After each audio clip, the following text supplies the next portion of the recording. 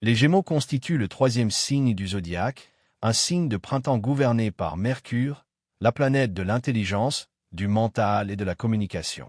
Pour comprendre véritablement ce signe dans toute sa richesse et sa complexité, il faut d'abord saisir que les Gémeaux incarnent l'intelligence sous sa forme la plus pure et la plus vive. Mercure, leur planète maîtresse, représente le mental, la capacité d'adaptation et une agilité intellectuelle qui atteint son maximum d'efficacité dans ce signe. Il existe deux endroits dans le zodiaque où Mercure déploie toute sa puissance, les Gémeaux et la Vierge. Ces deux signes mercuriens sont cousins, mais avec une différence fondamentale. Les Gémeaux sont la cigale du printemps qui chante, danse et vit l'instant présent dans la joie, tandis que la Vierge est la fourmi de l'automne qui économise ses noisettes et prévoit l'hiver. L'un est dans le contact permanent, le renouvellement constant et la légèreté printanière, l'autre dans la terre, les habitudes, la routine structurée qui lui réussit. Les Gémeaux ont un besoin vital de renouvellement permanent, de cultiver cette rapidité intellectuelle qui constitue leur marque de fabrique la plus distinctive et leur valeur ajoutée la plus forte. L'intelligence des Gémeaux est exceptionnelle. Ils sont astucieux, malins, rusés, adaptables, dotés d'une rapidité d'analyse quasi instantanée et d'une réactivité très au-dessus de la moyenne. Le Gémeaux est une sorte de concentré d'intelligence vive et étincelante. Mais attention, il faut comprendre la nature de cette intelligence pour ne pas se méprendre sur ses limites. C'est une intelligence abstraite parce que les Gémeaux sont un signe d'air. C'est une intelligence à court terme parce qu'ils sont un signe de printemps. Et c'est une intelligence qui se lasse très vite parce qu'elle a besoin de matière nouvelle en permanence pour renouveler son attention et entretenir cette disposition exceptionnelle à comprendre des choses et à s'intéresser à tous les domaines imaginables. Le mental, l'intellect sont des traits super marqués chez les Gémeaux, qui sont exceptionnellement doués en général sur ce plan. Cette force d'adaptation est tout simplement exceptionnelle. Dans tous les domaines de l'existence, les Gémeaux font preuve d'une capacité caméléonesque à s'ajuster à leur environnement, à comprendre les codes, à adopter le ton juste, à trouver la bonne approche. Ce côté astucieux, malin, débrouillard fait partie intégrante de leur personnalité. Mais ce même talent possède un pendant négatif qu'il convient de mentionner avec honnêteté. Certains Gémeaux peuvent devenir roublards, taquins au-delà du raisonnable, voire vendeurs de tapis d'une habileté redoutable. Certaines personnes se méfient de ce que racontent les Gémeaux, considérant que tout est potentiellement du baratin. Cette méfiance n'est pas totalement injustifiée, car les Gémeaux possèdent une fluidité, une capacité à communiquer, à défendre une théorie et son contraire avec la même aisance déconcertante.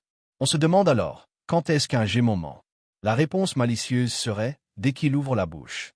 Cette exagération contient néanmoins un fond de vérité que les Gémeaux eux-mêmes reconnaissent souvent avec amusement. Un film remarquable intitulé Ridicule, réalisé par Patrice Lecomte il y a une vingtaine d'années, illustre parfaitement cette dimension. Bernard Giraudot y joue le rôle d'un aristocrate qui, devant le roi, fait un laïus brillant démontrant avec une maestria oratoire exceptionnelle l'existence de Dieu. Toute la cour applaudit cette magnifique démonstration d'intelligence communicative.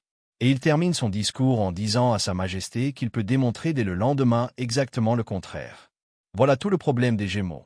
À un moment, il faut qu'ils se taisent, qu'ils lâchent, qu'ils s'écrasent un peu. Ils ont une capacité à défendre une théorie et son contraire avec une facilité qui finit par faire douter de la sincérité profonde de leur discours. Un discours trop intelligent pour être honnête, dit le proverbe. L'humour des Gémeaux est légendaire et constitue l'une de leurs plus belles qualités. Ils possèdent un talent exceptionnel pour trouver les formules qui font rire, qui font mouche, qui rentrent dans l'oreille et marquent les esprits. Ils jonglent avec les mots, jouent avec les calembours et les jeux de langage avec une virtuosité remarquable. L'humour chez les Gémeaux est du concentré de bonheur, de bonne humeur, de joie de vivre. Il faut les encourager dans cette direction, car plus on rit avec eux, plus ils en rajoutent, créant une spirale vertueuse de légèreté et de plaisir partagé. La jeunesse d'esprit des Gémeaux est une autre de leurs qualités majeures. On ne s'ennuie jamais avec un Gémeaux, car il apporte constamment de la nouveauté, de la surprise, du renouvellement. Mais cette jeunesse d'esprit a aussi son pendant négatif. Ce sont des éternels adolescents, des immatures qui gardent leur mentalité d'ado jusqu'à la quarantaine. Ce sont de grands gamins avec 10 à 15 ans de retard par rapport à l'horloge biologique normale.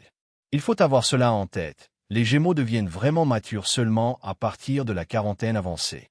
Avant cela, ils restent dans une posture adolescente avec des joies simples, de la rigolade, une vision à court terme, une dispersion constante. C'est leur point faible qui accompagne inévitablement leur fraîcheur d'esprit. La curiosité des Gémeaux est insatiable et constitue l'essence même de leur intelligence. Ils sont tellement curieux que parfois ils se mêlent de tout, ont un avis sur tout, viennent donner leur opinion même quand on ne la leur demande pas. Ils sont dans toutes les conversations, commencent les phrases des autres et les terminent à leur place. Il faut se lever de bonne heure pour essayer de leur dire qu'eux aussi ont le droit d'avoir un avis, une idée, une hypothèse. Essayer de les contenir, de les empêcher de monopoliser la parole est parfois une tâche épuisante. Certains monologues durent 2 heures sans interruption. Ce n'est pas supportable. Ils ne sont pas tous comme ça, heureusement. Mais quand ils sont dans cette configuration, ils deviennent véritablement insupportables, envahissant tout l'espace matin, midi et soir dans un moulin à paroles ininterrompues. Les autres finissent par mettre des œillères et se boucher les oreilles parce que la saturation devient inévitable. La capacité des Gémeaux à créer des contacts, du lien, à être sympathique et léger, positif et accueillant est remarquable. Le premier lien qui se crée avec les autres passe naturellement par le principe de la communication, et les Gémeaux excellents dans ce domaine. Ils sont par essence un modèle de fluidité communicationnelle et de sociabilité naturelle. Cette disposition d'une extrême facilité, d'une grande qualité, leur permet de rencontrer 50 personnes par jour sans le moindre effort. Le problème, c'est que comme la mémoire fonctionne un peu comme celle d'un ordinateur avec Alzheimer, le lendemain, ils ont déjà oublié qui ils avaient rencontré la veille. Il faut sans arrêt renouveler, découvrir de nouvelles personnes. Parfois, quelqu'un leur dit « On s'est rencontrés il y a 2 ans », et le Gémeau répond « Ah bon ?» avant de faire semblant de se souvenir pour s'adapter à la situation. Mais en réalité, il a complètement zappé. C'est comme la mémoire vive d'un ordinateur, tout ce qui était présent la veille disparaît au matin suivant. Les Gémeaux sont les rois du calembour, de la blague, des remarques rigolotes. Leur plus grand désir est d'avoir les rieurs de leur côté. Quand ils y parviennent, ils prennent une assurance incomparable. Le problème, c'est que pour avoir les rieurs de leur côté, les Gémeaux sont capables d'envoyer des vacheries et des horreurs. Ils peuvent être taquins au-delà du supportable, voire franchement blessants.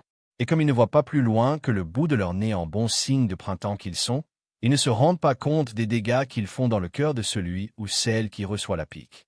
Sans s'en rendre compte, les Gémeaux se créent des ennemis qui attendent le premier virage pour leur rendre la monnaie de leur pièce. Il est vital pour les Gémeaux d'apprendre à fermer leur grande bouche, car leur intelligence et leur esprit sont admirables, mais quand ils partent dans des monologues d'une demi-heure sur la grand-mère Camille et ses chaussettes, c'est insupportable. Sur le plan de l'argent, les Gémeaux s'en fichent comme de l'an 40. Pour eux, l'argent est un véhicule, un carburant qui doit circuler. Ce n'est absolument pas quelqu'un qui thésaurise. L'argent rentre et sort avec la même fluidité. Ils vivent dans l'instant présent à mort, ce qui est d'ailleurs une forme de sagesse. Les profils les plus heureux ne sont pas ceux qui vivent dans le passé, royaume des morts sur lequel on ne reviendra pas, ni ceux qui vivent dans l'avenir, toujours incertains malgré les meilleures prévisions. Les Gémeaux ont cette légèreté de la cigale qui chante et danse tout l'été sans se préoccuper de l'hiver à venir. Et quand la bise fut venue, comme dans la fable de La Fontaine, il ne reste plus grand-chose. Qu'importe, le printemps reviendra et on recréera de nouvelles vies. Ce qui est merveilleux chez les Gémeaux, c'est cette conviction profonde que demain est un autre jour, qu'on peut redémarrer avec toute cette force de vie, cet espoir, cette espérance, ce regard sur le positif qui fait que hop, on repart de plus belle. Jean d'Ormesson avait créé une formule tout à fait judicieuse sur les Gémeaux. Il adorait le matin, le printemps, l'aurore, parce que c'est une nouvelle vie qui sert, de nouvelles idées, de nouveaux projets, la vie qui redémarre dans son ensemble. Cette force de vie printanière est vraiment l'essence des Gémeaux. Sur le plan de la nervosité et de la fatigue, les Gémeaux ont beaucoup d'énergie, mais cela engendre aussi beaucoup de tensions nerveuses. Ils sont capables de se concentrer sur des sujets pendant 2 heures avec une intensité remarquable, mais au bout d'un certain temps, il faut vraiment qu'ils débranchent, qu'ils fassent une pause. C'est le principe du mercure dans un flipper. Ça monte, ça monte, ça monte jusqu'à ce que ça atteigne le sommet et que tout explose. Il ne faut surtout pas arriver au système de saturation. Sinon on pète un câble et on en veut à tout le monde. Un démon surgit, tout simplement parce qu'on est fatigué. Les Gémeaux se fatiguent vite, mais récupèrent vite aussi. Lâcher prise est très important avec ce signe. Les Gémeaux ont un mal de chien avec la critique. C'est le principe du ping-pong. Si vous leur dites qu'ils n'ont pas rangé leurs chaussettes, pendant qu'ils vont ranger leurs chaussettes, ils vont penser à toutes les fois où vous n'avez pas bien fait quelque chose, et ils vont vous le balancer à la figure. On entre alors dans la spirale des reproches réciproques, une dynamique infernale dont il est très difficile de sortir. Le mieux, quand on a affaire à un Gémeaux ou qu'on est soi-même Gémeaux, c'est de lâcher l'esprit critique. De la même façon, l'esprit critique aiguisé des Gémeaux, ce sens de l'observation extrêmement développé qui leur permet d'attraper des informations partout au vol, peut devenir problématique. Quand ils trouvent un sujet de moquerie ou de plaisanterie, ils se jettent dessus et envoient la sauce sans se rendre compte des dégâts qu'ils font. Sur le plan affectif, il faut bien le dire avec honnêteté. Les Gémeaux détiennent probablement le record du monde de l'infidélité et de la cavalerie amoureuse. Jamais on n'a vu aussi coureurs que les Gémeaux masculins. C'est véritablement extraordinaire, comme s'ils avaient un muscle en plus et deux cerveaux, et que matin, midi et soir ils ne pensaient qu'à ça. Ils sont des séducteurs formidablement attachants, mais il ne faut pas trop s'attacher quand ils sont déjà engagés, car ils baratinent merveilleusement bien. Les femmes Gémeaux sont déjà nettement plus nuancées, beaucoup plus stables, plus équilibrées, plus apaisées. Elles cherchent un homme solide qui les rassure, qui soit fort, mais pas trop fort non plus, sinon il les dévore complètement. Les femmes Gémeaux sont souvent attirées par des personnalités fortes et dominantes, et c'est là leur piège. Les enfants de Mercure sont des profils satellites qui tournent naturellement autour de personnalités plus solaires. Quand une femme Gémeaux jeune voit un fort tempérament avec de la brillance, des mots qui impressionnent, une personnalité qui bluffe, elle se dit que c'est exactement ce qu'il lui faut. Elle s'adapte donc complètement à l'autre, fait tout pour lui faire plaisir. Le temps passe, et au bout de quelques années, elle se rend compte que c'est toujours elle qui s'adapte. Quand est-ce qu'il s'adapte à moi en retour? Mais celui qui est central répond, « On a toujours fonctionné comme ça, pourquoi je changerais maintenant ?» Il y a alors un sentiment de tricherie sur la marchandise. Quand les femmes Gémeaux atteignent la quarantaine, l'âge de la maturité, elles se disent qu'il faut arrêter de courir après les profils dominants et chercher plutôt des profils communicants, dans l'échange, qui arrondissent les angles. Sur le plan des compatibilités amoureuses, certaines associations fonctionnent mieux que d'autres. Avec le Bélier, l'attraction est forte car ce sont des tempéraments puissants, mais la relation peut être explosive. Gémeaux crée 4 personnes dans la maison du signe. C'est drôle et intense, mais ça ne dure pas toujours longtemps. Gémeaux-Lion est une combinaison remarquable. Le lion est un modèle de stabilité qui convient bien aux Gémeaux. Mais il faut bien négocier dès le départ l'espace de chacun, car le lion est un vrai solaire central qui occupe naturellement tout l'espace. Si on veut que ça dure, et ça peut marcher très fort et longtemps, il faut établir clairement les territoires de chacun.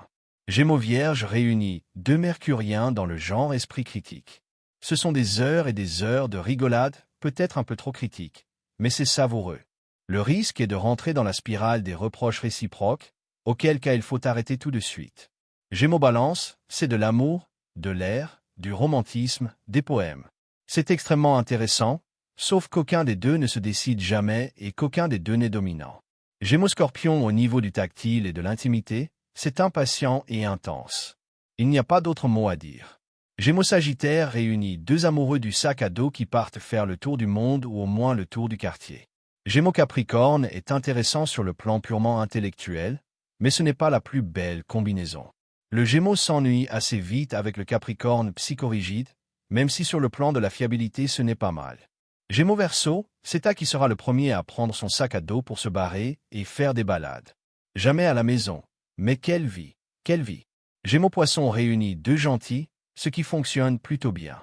Gémeaux Taureau n'est pas plus facile, car le Taureau est dans ses habitudes et ses rituels tandis que le Gémeaux a besoin de renouvellement constant.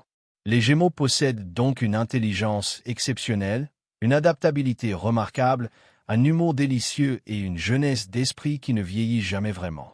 Leurs défauts, instabilité, dispersion, immaturité, infidélité, incapacité à se taire, sont le prix à payer pour cette légèreté printanière et cette force de vie incomparable.